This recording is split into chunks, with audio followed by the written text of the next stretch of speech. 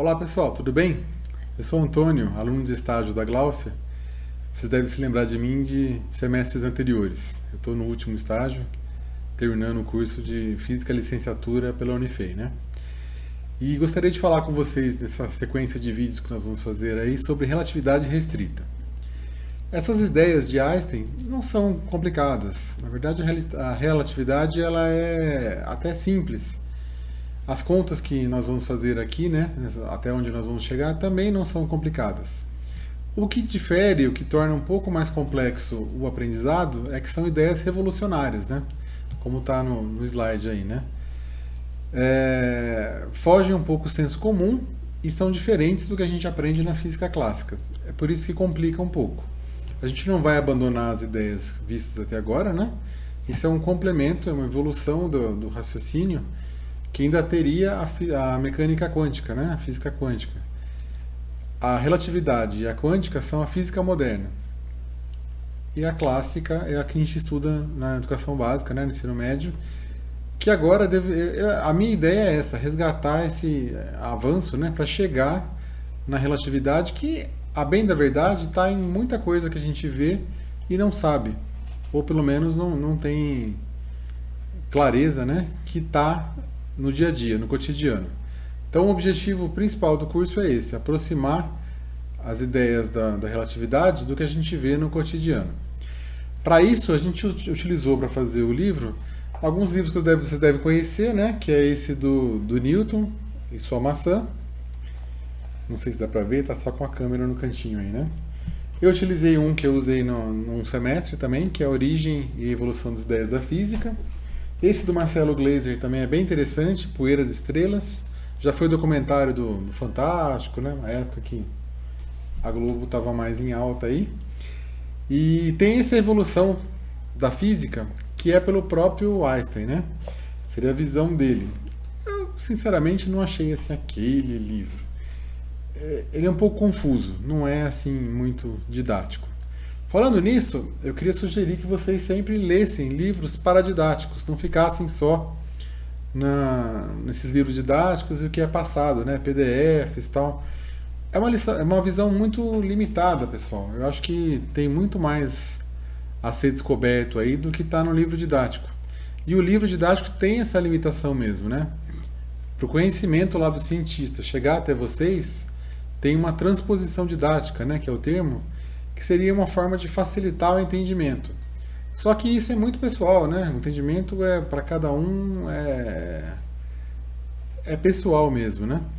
Então, e o livro não pode abarcar todo essa variação, né? Essa heterogeneidade, né? Ele tem que ser mais homogêneo. Para isso, ele faz aquele formato que está no livro didático. Vocês podem ir muito além. Eu descobri meio tarde, né? Eu devia ter começado no primeiro semestre. Eu fui entender isso aí lá para o terceiro ou quarto. E, de fato, é uma forma bem mais interessante de complemento dos estudos. Bom, sem mais trelê, vamos lá, né? Essas perguntas que estão no segundo slide, na verdade, é o que a gente quer responder durante o curso. Porque Einstein é famoso, a contribuição dele da ciência, né? Para a ciência e para o cotidiano, não deveria ter uma distância tão grande, né? Entre ciência e cotidiano.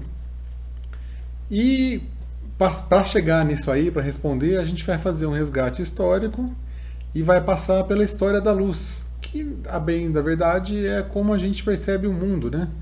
Se você pensar bem, você entra num cômodo escuro, você acende a luz, que é para conseguir localizar tudo que está ali ao seu alcance. Serve aí como gancho, como também a teoria da informação, né? Tudo que você abarca com luz está também ligado à informação. Tem também a parte de energia elétrica. Então a luz está presente no nosso dia de forma predominante. Mas é bem recente juntar tudo isso num conceito só. Eletromagnetismo, ótica, elétrica e magnetismo, né? E essa evolução. Por que se estuda, por exemplo, astronomia sempre associado com luz? Porque a luz pede distâncias longas para você poder ter a visualização do efeito, né?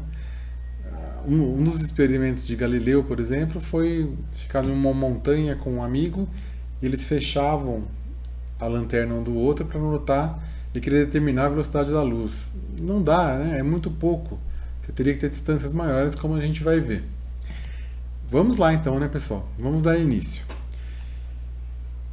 A motivação inicial de Einstein foi foi pensar, né, no que seria marcante na sua trajetória, um experimento mental, né, da forma que ele pensava que era possível, na verdade, né, não tinha computador, era muito restrito o acesso à informação. Você pode pensar biblioteca, né, falar, é só ir na biblioteca.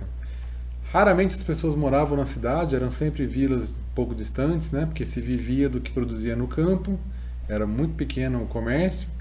Então, ir à biblioteca, quando ela existia, era um evento. Aí você tem que pensar que você vai anotar, você não tem máquina copiadora, né? Então, era hercúleo o trabalho de quem realmente se prestava a pesquisar.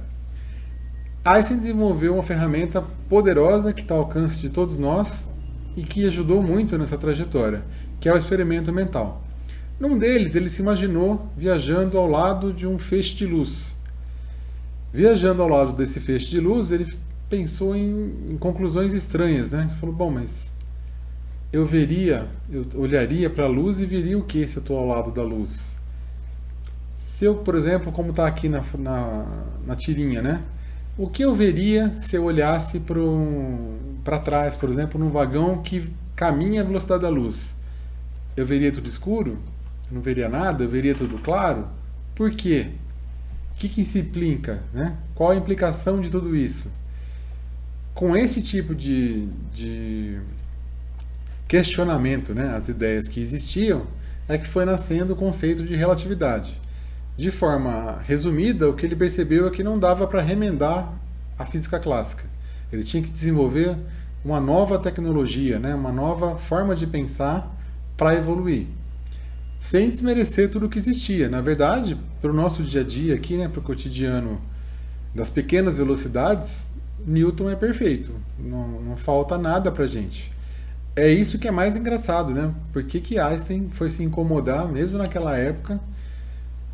E tanto é fora da realidade até dele, que demorou muitos anos para essas coisas começarem a ser aplicadas e provadas, né? Hoje, ressalto novamente, né?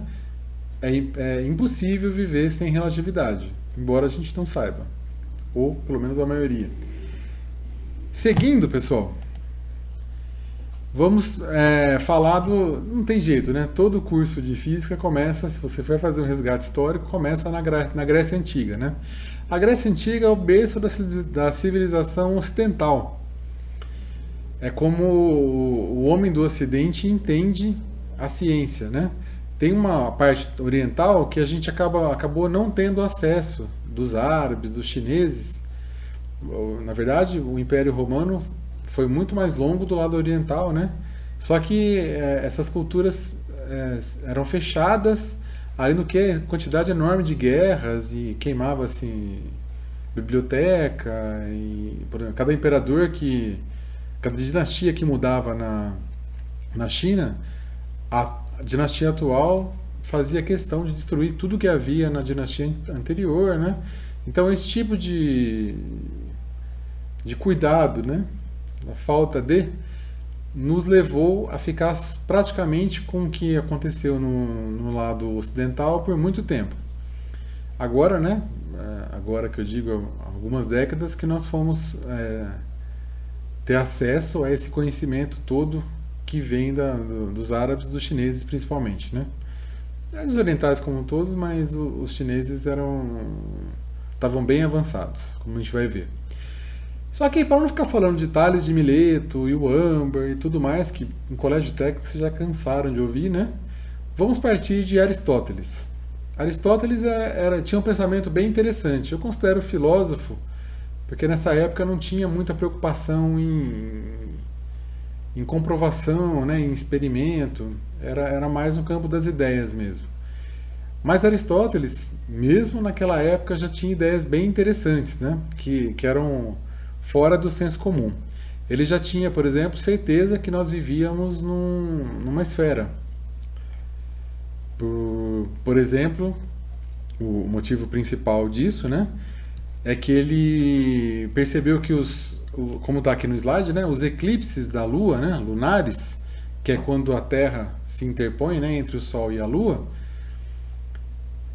eram percebidos como eclipses totais da Lua, né? Você não tinha um disco no meio da Lua, nem coisas parecidas. Você pode falar, mas é porque o disco está girado, né? Virado assim para a Lua e seria muita coincidência, né? Colocar na conta do acaso, sempre está nessa posição em que o Sol ilumina um disco e aí causa a sombra na Lua. É mais fácil pensar que, como todos os outros orbes são esferas, né? A Terra também é um. Bom, descansa, militante, né? Vamos lá. A outra abordagem que ele gostava sempre de lembrar, tá no seu histórico, né? É que a estrela polar tem esse nome porque do Polo Norte você enxerga ela acima da sua cabeça. Os astrônomos chamam isso de zênite, né? Essa parte que está acima da cabeça. Seria o eixo dos 90 graus, né? Mas isso aí é na parte setentrional, mais ao norte, né? Na parte polar ela está bem acima. Quanto mais ao sul você vem no globo, né? Você se localiza mais próximo do Equador, você vai vendo essa estrela cada vez mais baixa no céu, principalmente a hora que ela surge, né? Mais próxima do horizonte. Isso só seria possível, só tem explicação por a Terra ser um globo. Não tem outra explicação para isso, né? E não só ele, como os gregos em geral, pelas suas viagens, também tinham essa ideia de que a Terra era um globo, porque qual outra explicação para primeiro a vela de um navio surgindo no horizonte, né? E depois, somente de algum tempo, vem o casco. Então já era de fato conhecido, né? Esse fato de que a Terra é uma esfera. Seguindo aqui, nós vamos passar para Ptolomeu. Aí nós já estamos falando de 500 anos depois. Porque pouco se evoluiu aí, mas foram surgindo alguns dados, né? Como por exemplo o conhecimento dos planetas. Os planetas receberam o nome de planeta, que quer dizer errante. É um erro, né? Chamar de errante, porque na verdade as órbitas hoje nós sabemos que são bem definidas. Nessa época não tinha conhecimento de como de fato funcionavam essas órbitas, né? Eles tinham ideia que elas eram circulares e isso provocava um erro de projeção, né? Para você determinar onde ela estaria em determinada época, no ano seguinte, por exemplo, e a magnitude, né? O tamanho do astro também acabava sendo calculado errado. Mas é um grande passo. Nós temos aí 5 planetas, né, fora a Terra, a Lua e o Sol. Já são 8 orbes, já é uma evolução muito grande. Esse é conhecido como o Cosmo de Ptolomeu. Nessa época, o que eles usavam, né? Eles usavam o astrolábio, que mede a distância do horizonte até esse zênite, né, que eu falei, e o sextante, ele é um pouco mais preciso, ele mede essa angulação. Então, naquele ponto onde o cientista estava, né, o filósofo naquela época, o observador, ou qualquer coisa que o valha, ele tinha ao longo do ano, né, ele ia controlando essas trajetórias e ia desenhando os mapas, né? Esses mapas celestes foram evoluindo com o tempo e é justamente isso que nos permitiu essa evolução. Então veja que a evolução não é de dizer o passado, não é condenar, né? É que realmente vão surgindo conhecimentos e tecnologias que vão permitindo essa evolução. Mas vejam que a roda não é reinventada, né? Os conhecimentos antigos são sempre aproveitados para uma evolução, nem que seja para você aprender com os erros. Então, só resumindo então esse slide, pessoal, o sextante e o astrolábio são as contribuições orientais, né, para a astronomia. E o problema central desse cosmo de Ptolomeu é a Terra no centro de tudo, sem trocadilho, né? E essas órbitas circulares, que de forma nenhuma isso representava o que era observado no céu da época, né? Passando adiante, aí nós temos um salto muito grande de qualidade na determinação desse céu com Copérnico, ele propôs o heliocentrismo, que seria o Sol no centro de tudo. Ainda era, né, um engatinhar do que a gente conhece hoje como universo, mas já é um salto muito grande, né? Dá uma corrigida muito boa no que seria o centro, pelo menos, do nosso sistema solar, né? Ele propôs, sem saber, o sistema solar. Ele pensava no Sol mesmo como o centro de tudo. Isso implicava em tirar a Terra, que não é simplesmente trocar 6 por meia dúzia, né?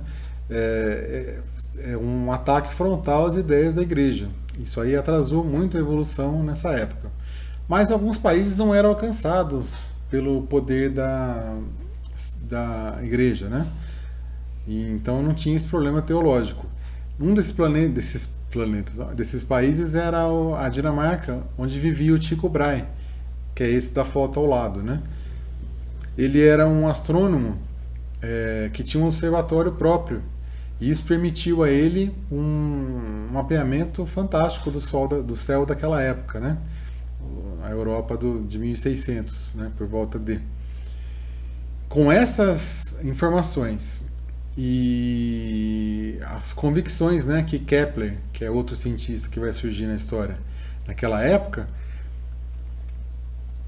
permitiram, né? Ele acreditava piamente nas ideias de Copérnico, inclusive nas órbitas circulares, mas a partir das anotações de Tycho Brahe, ele pôde dar um passo realmente grande, né? É curioso, é contado nesse livro aí, Poeira das Estrelas, de que forma se deu isso, né? Na verdade, Tycho Brahe era uma pessoa um pouco difícil, mais fanfarrão, né? Ele vivia sempre envolvido em briga. Pode reparar que ele está sem um pedaço do nariz aí, tem uma prótese na foto, né? Ele realmente tinha uma vida meio boêmia e tal. Percebendo que essa vida ia acabar logo, ele pensava em deixar um legado pelo trabalho todo que ele teve, né, de mapear o céu. É um trabalho grandioso mesmo. E aí aceitou passar a Kepler todas essas informações. E isso foi uma visão para Kepler, né? A partir desses dados, ele abandonou a ideia da órbita circular e aceitou a ideia da órbita elíptica, né? Essa é justamente a primeira lei. A conclusão de que existe uma órbita elíptica em torno do Sol. O Sol é um dos focos dessa elipse, né? Nosso sistema é considerado ainda como o Sol sendo o único orbe principal, né? O centro do sistema. Quase todos os outros sistemas são binários, né? Tem duas estrelas principais. A nossa, até onde a gente sabe, é só o Sol. De qualquer forma, essa definição da lei de Kepler, né? A elipse, o Sol como um desses focos, né? E na foto inferior aí, né, nós percebemos, temos duas áreas, né? A vermelha e a verde. Essas áreas são idênticas. Elas representam o que em tempos iguais, né? Por exemplo, de A até B e de C até D, um planeta descreve áreas iguais. Então, por exemplo, vamos considerar que em um mês a Terra, por exemplo, foi de A até B. Em outro momento do ano, né, ela foi de C até D. A distância da borda do centro do Sol, né, até a borda dessa elipse configura a mesma área, tanto na vermelha quanto na verde. Isso acontece porque no periélio, que é quando o planeta está próximo do Sol, ele tem uma rapidez maior, né, nesse deslocamento, e no afélio, que é do lado oposto, né, quando ele está distante, ele tem uma velocidade menor. Então, a segunda lei afirma exatamente isso, né, que determina que nesses períodos, né, nesses intervalos de tempos iguais, as áreas descritas são as mesmas. E a conta disso, né, é a terceira lei de Kepler, que o dobro do período ao quadrado, a razão do período ao quadrado sobre o raio ao cubo é igual a uma constante. Só um detalhe aí que esse raio é raio médio, né? Você considera o menor raio e o maior raio, faz a média, que é somar um com o outro e dividir por 2. Essa excentricidade, né, que é chamada essa forma ovoide da elipse, está exagerada aqui todos esses casos aqui, né, pessoal? porque na verdade é muito próximo de um círculo. Só que para ficar didático, convenciona-se, né, de fazer bem exagerado, né? Aqui embaixo a gente tem um exemplo do que seria o cálculo desse raio médio, né? O mouse morreu, mas é na parte inferior do nosso slide aqui, né? Esse raio menor do lado esquerdo, o raio maior do lado direito, e fazendo essa continha a gente tem o raio médio.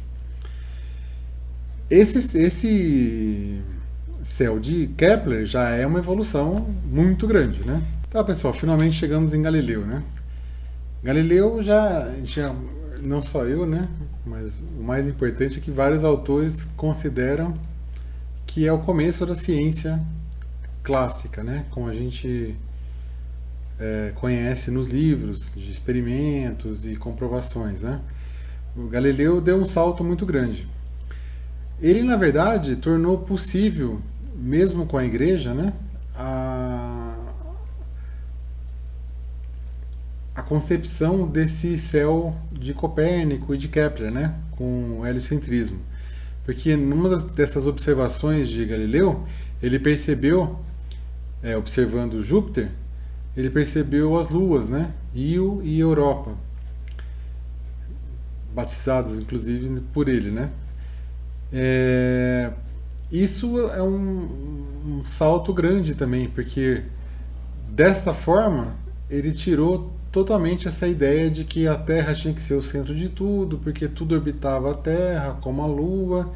Se Júpiter também tinha suas luas, por que não tudo orbitar o Sol? Então, esse foi praticamente a pá de cal, né, naquele cosmo que é conhecido como aristotélico ptolomaico. A Inquisição também gerou alguns dissabores, né, a Galileu.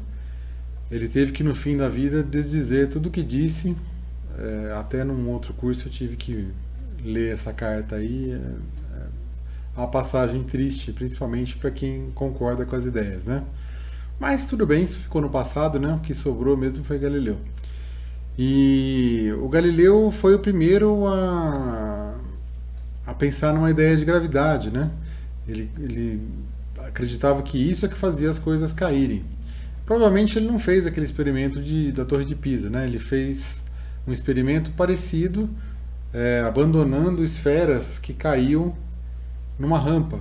É uma ideia bem próxima, na verdade, né? E ele acreditava que as esferas deveriam chegar ao mesmo tempo, não o faziam por causa do atrito. E aí vale a pena um registro aí, né? Separei aqui pra gente ver, eu vou aumentar o vídeo, né? Não vou nada, né? Eu vou, na verdade, ter que voltar aqui. E só para registrar, pessoal, ele também desenvolveu o que foi conhecido como o princípio da relatividade de Galileu.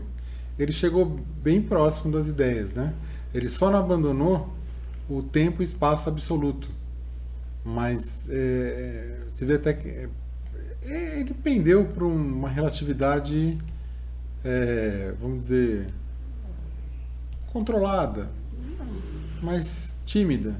Mas com essa afirmação acima aqui, ele chegou próximo do que a gente vai trabalhar depois como o princípio de Galileu. De qualquer forma, esse princípio foi importante para Einstein, né? Porque essa ideia de que as leis da natureza e da física, né, devem valer para qualquer referencial ou em qualquer situação, foram importantes para segurar Einstein na ideia de que alguma coisa estava errada. Vamos para o próximo slide. Pessoal, vamos acompanhar esse vídeo da Apollo 15, se não me engano. Acho que é 71, devia estar anotado, né? E esse astronauta, né, que é o David Scott, ele está segurando um martelo e uma pena. A diferença entre os dois acho que é 44 vezes. Não vou lembrar os valores, eu acho que a pena pesa 30 gramas. É só multiplicar, então. E então o martelo é muito mais pesado que a pena, né? Aí ele comprova que o problema nosso em fazer esse experimento em Terra é a resistência do ar. Lá na Lua ele conseguiu fazer o experimento de comprovando as ideias de Galileu, né? Vamos assistir aqui. Abrindo aí a câmera, você vê, já era... eles tinham noção que iam gravar um momento histórico, né? Bom, nesse momento ele vai abandonar os dois. Olha que fantástico, pessoal. Chegam exatamente juntos ao chão, né? Ele até comemora na sequência aí.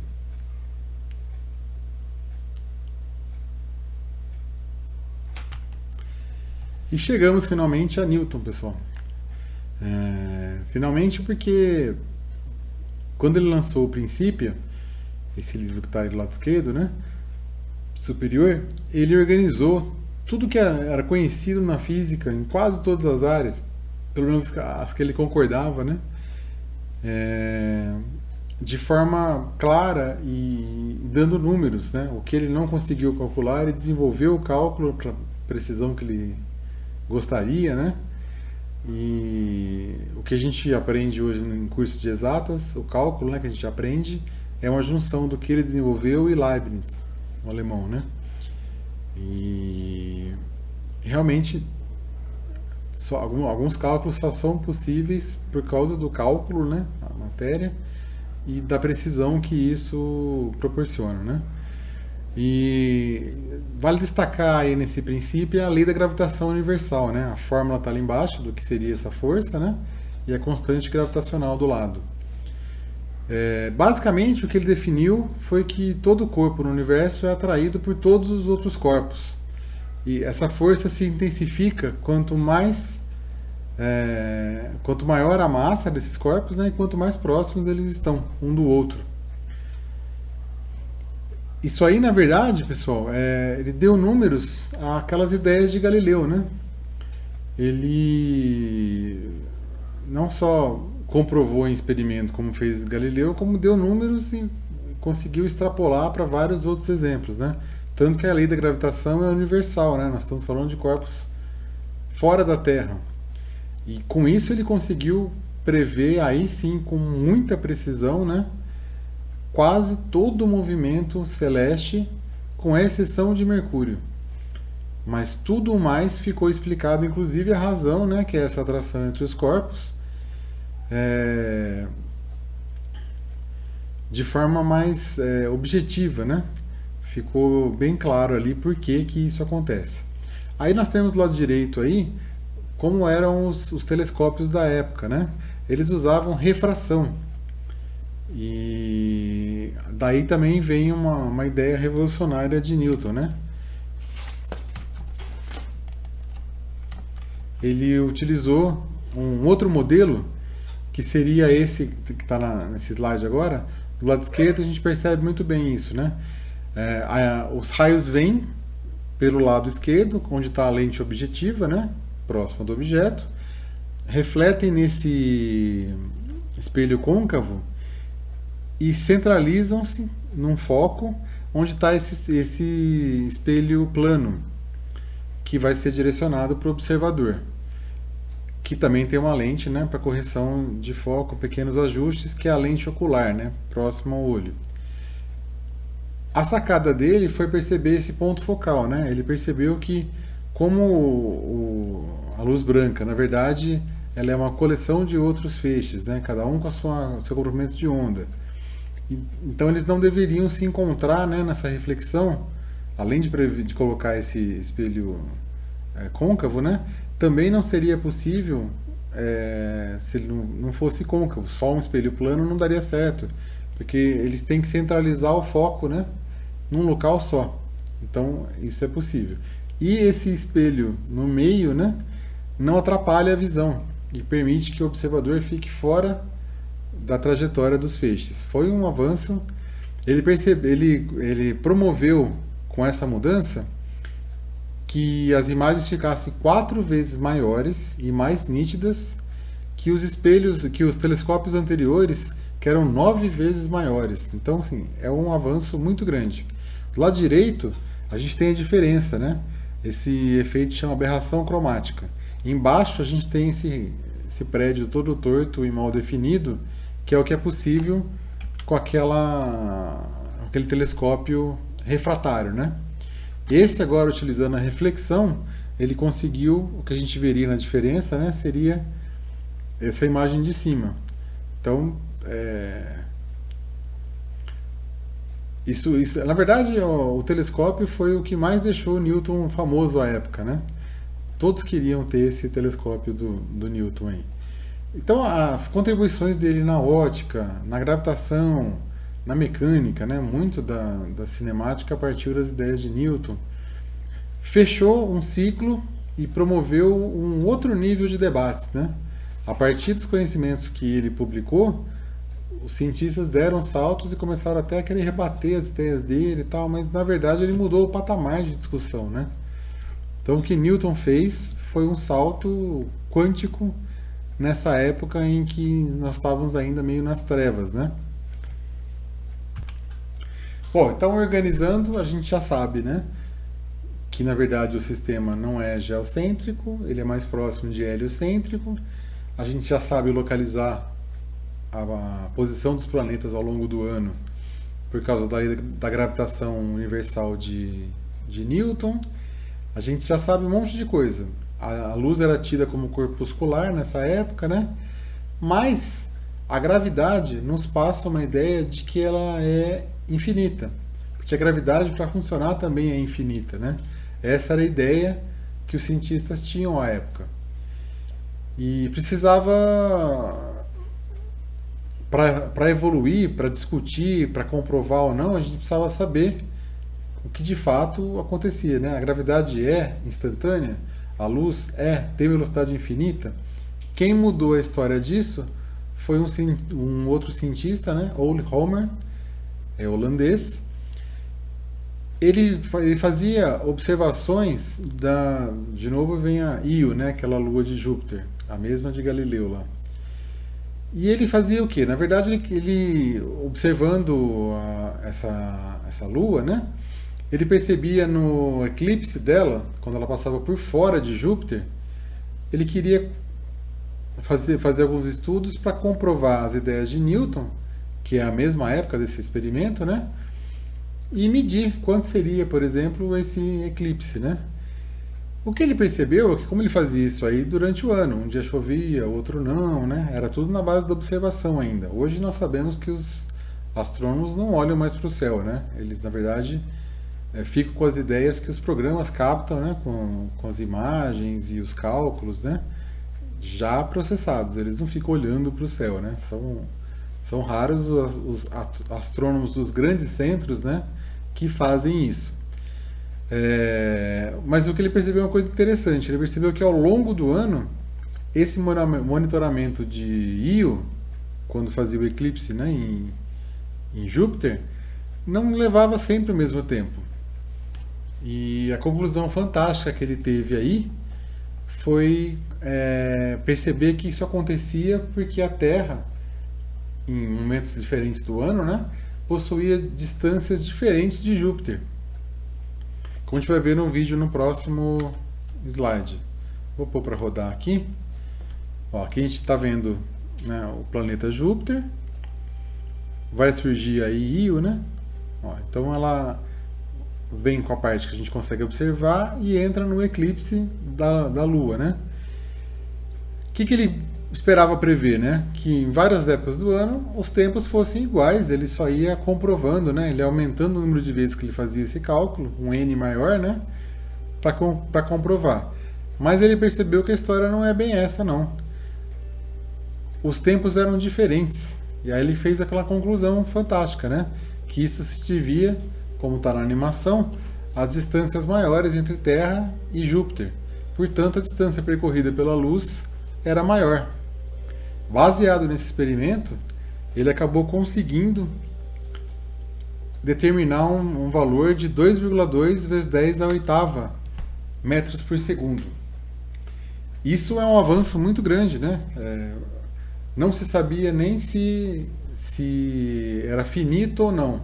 Agora nós já sabemos que é finito e, pelo valor conseguido na época, era 2,2 vezes 10 a oitava. O valor, vamos considerar, né, válido e até louvável, né, para essa época aí. Num bom tempo depois, né, pessoal, já estamos aí em 1840, 50, né?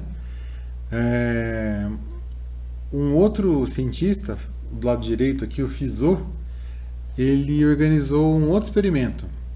Olhando assim parece simples, mas bote reparo que do lado direito aí é uma montanha com um espelhinho, né? Então imagina a dificuldade naquela época de posicionar um espelho a 8 quilômetros do observador, né? Então ele percebeu que ele poderia realizar alguma evolução, como a gente falou lá no começo, com grandes distâncias, né? No caso aqui ele colocou a 8.633 metros. Não sei se ele tinha tanta precisão na época, né? Ele sabia que estava a mais de 8 quilômetros aí, mas essa precisão toda aí, eu acho que depois, refazendo os passos, que o pessoal chegou. Mas basicamente o que ele fez? Ele usou como fonte o Sol, né? Uma fonte de luz abundante, colocou um espelho semi-transparente, né? Semi-translúcido, em que parte da luz era refletida e parte era refratada para o observador. Essa refletida passava por uma coroa dentada, né? Você pode pensar naquela serra circular, né? Com os dentinhos, pode pensar em alguma coisa daquele tipo. Com um eixo, né? Ela girava. Então a ideia é que quando passasse, batesse nesse espelho que estava a 8 quilômetros e voltasse. O que ele percebeu, né? Foi montando o experimento, foi realizando passo a passo, ideias surgiam, ideias eram abandonadas, ele percebeu que com uma certa rotação ele praticamente não perdia essa emissão de luz. Então ele concluiu que deveria ser o tempo exato em que essa luz ia e voltava. Conhecendo a rotação, conhecendo o número de dentes que essa serra circular aí, né, possui, e sabendo a distância que está um espelho do outro, ele chegou a cálculos que proporcionaram a ele determinar 3,15 vezes 10 oitavas. Você vê que já é bem mais próximo, né, do que Euler e Homer conseguiu. Um pouco tempo depois, aí, uns 20 anos depois, baseado nessa ideia, Foucault no mesmo experimento, mas com uma ideia diferente, né? Ele já deu uma aprimorada no modelo. Aqui está simplificado, mas ele basicamente colocou um espelho giratório como um prisma, né? Com várias faces de espelhos planos. E aí ele conseguiu, baseado nessa rotação, em novos cálculos, chegar a uma velocidade, uma determinada velocidade mais próxima do que a gente conhece hoje. Chegou em 2,98 vezes 10 a oitava metros por segundo. A gente arredonda para 3, ela na verdade é 299, blá, blá, blá. Isso já é muito próximo e convenhamos, nessa época eles conseguiram feito, né? Então, esse passo é muito importante, porque se a gente chega num valor considerável para a velocidade da luz, a gente pode fazer vários cálculos que vão bater, né? 2,2 já deixava muita dúvida, 3,15 era maior, então talvez não atingisse o que a gente queria e tal. Com 2,98, que é próximo de 2,99, ele já serviu de inspiração para muitos cientistas que deram mais um passo, né? E com isso foi possível determinar, em muitos experimentos, o modelo que a gente tem hoje. É onde a gente vai encerrar, né, pessoal? Então a gente está aqui, ó,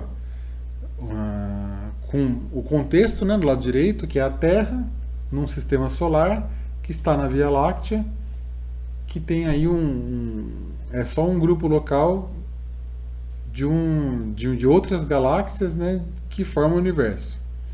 E aqui a gente tem um sistema solar como a gente conhece hoje, né? A famosa tira no sol, a minha avó tem muitas joias, mas só usa no pescoço, né? O pescoço foi coitado, porque o Plutão é um planeta anão. Então ele está fora dessa configuração atual do sistema solar. Mas você vê que muito tempo se passou, as ideias foram ficando mais precisas, mas há de se tirar o chapéu para o que os cientistas fizeram lá atrás, né? chegamos num modelo agora que dá para discutir as ideias que vêm a seguir. Baseado em tudo isso, prometo deixar a história para trás e vamos discutir conceitos e ideias que vão nos levar à relatividade, que é o objetivo de tudo isso. Até a próxima, pessoal!